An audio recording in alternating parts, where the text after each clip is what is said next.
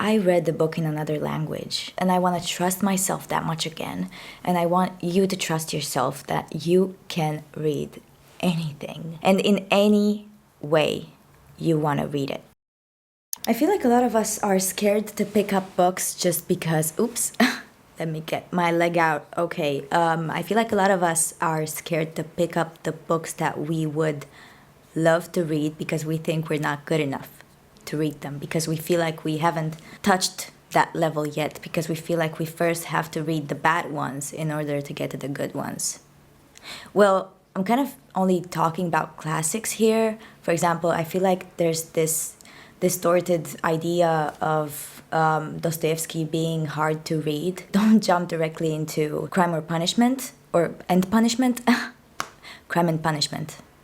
Crime and Punishment. Don't jump directly into that, but read the small stuff maybe, or read something that's less big. Or actually, you know what? What in the world am I saying? This is a video about why you should pick up any book you want, so I'm literally contradicting myself. You know what? Just pick up Crime and Punishment right now and see what happens. If you've only ever read fiction, I think maybe at some point you thought about reading nonfiction too. You probably experimented with a nonfiction book, some of you, and realized you didn't like it. Well, pick up another topic. Pick up another topic.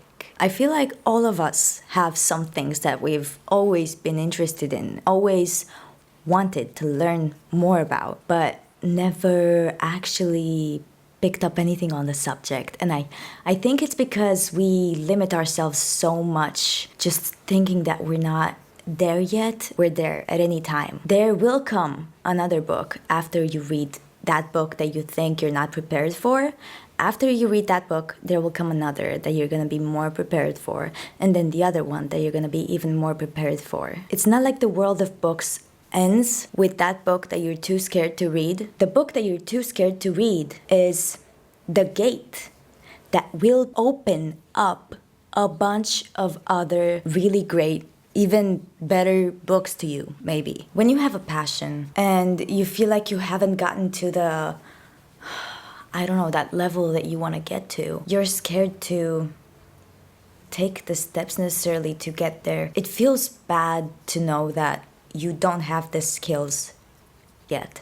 It feels bad to know that you're just a child playing. You're not an expert at something. We're not experts. We're not born experts. We become experts through a bunch of work, a lot of work that nobody else is doing. And to become an expert, you have to let loose this feeling of, I'm just not good enough. It's never gonna be enough. Because you will always feel like you have a bunch more things to learn. Like, I don't know where I wanted to go with that idea. Well, let me just speak and see if anything comes out. For example, I am scared of starting new hobbies. I always feel like I just feel so stupid. I just feel like I'm not good at all and that I'll never be, and what the fuck am I doing thinking that I know how to do this, because I don't know how to do this. But I will know. That's the thing. And whenever you start something, you're never actually aware of the fact that it's gonna feel different one day. Or at least for me, I always feel like I'm always gonna be stuck in that exact emotion and the exact skill that I have in that moment. It's never going to actually improve. That's kind of how I feel in the moment. That sucks. That really sucks. But anyway, how does that relate actually to the subject that we're talking about today? Well, whenever you feel like there's this bridge that you have to cross between what you know now and what you would know later, the bridge feels like it's impossible to cross. That bridge is imaginary. You build the bridge. Whenever we would like to read a book that we are kind of interested in, we are basically thinking of what that bridge could look like. And whenever we don't read that book that we're interested in because we feel like we're not skilled enough or whatever, that bridge dies.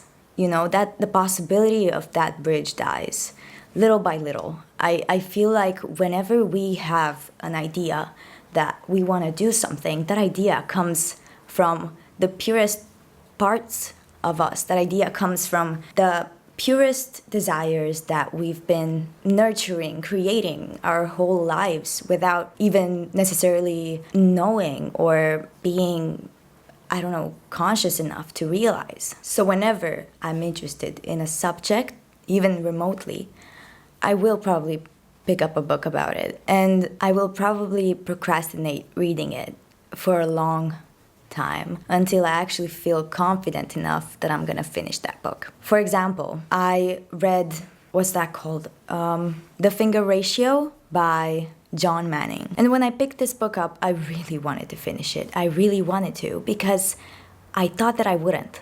But I wanted to finish it. Another book, How to Lie with Statistics. Why did I read this book? I have no idea. But I did. I did read it. I didn't like it, but I did read it. And it felt good to finish that book. And also, tell me why I read a book written in Italian when I don't speak Italian. Why did I read this book? Because I wanted to learn Italian. And this is what I'm trying to achieve again. This feeling that I can just read anything I want, whenever I want. Because I know that I don't have to be good enough. I can build my bridge along the way. As I said, I feel like ever since we were kids, we were kind of innately interested in some things. That may be because, I don't know, of our environment. Maybe our parents were interested in something that we're finding interesting only now. So I feel like you have to really kind of work with yourself and think about your past. Get into that dimension that you were in when you were a kid. Try to figure out what are the things that you used to love when you were a kid, the things that you used to love doing, and try to discover them again. It's that simple. And I feel like we don't think about these things enough. I feel like we just tend to put aside our interests and our emotions, basically, just because we feel like we don't have the balls to do it. But the thing is that we don't realize that we don't have the balls. We tell ourselves instead that, well, I have other things to do now. Think about your interests. The most niched interest that you have, and read a book on it. Become an expert in your friend group. You have to treat yourself as if you're your own kid. You have to nurture your interests and act as if you truly love yourself, as if you have no limits as to whatever you can become. Don't put yourself in a category. I think at the end of the day, actually, that's what I'm trying to say, that you shouldn't put yourself in a box when it comes to the things that you're reading, because you're just missing so much. For example, again, oh my goodness, such a random thing. I found out from the Finger Ratio that Aldous Huxley's grandfather's, from his father's side, name is John, I think. Should I fact check that? Okay, it was Thomas Henry Huxley. I don't know why I said John. It was Thomas Henry, and he was a scientist, in fact, a biologist and anthropologist. And I found that out in this book. Okay, I forgot the name, but I knew it. I knew it 2 days ago. I just had to recheck it, which is something else that we should do all the time. Try to go back through the books that we read in order to not forget the stuff that we read about.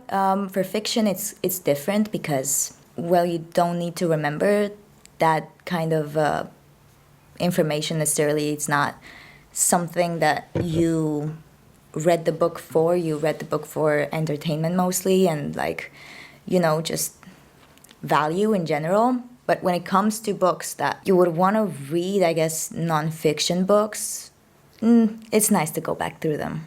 Okay, so I guess I just want to end this video by saying that you should, again, read absolutely anything you want. I read the book in another language, and I want to trust myself that much again. And I want you to trust yourself that you can read anything, and in any way you want to read it. That's what I wanted to say. I hope you had a good time, and I'll see you soon.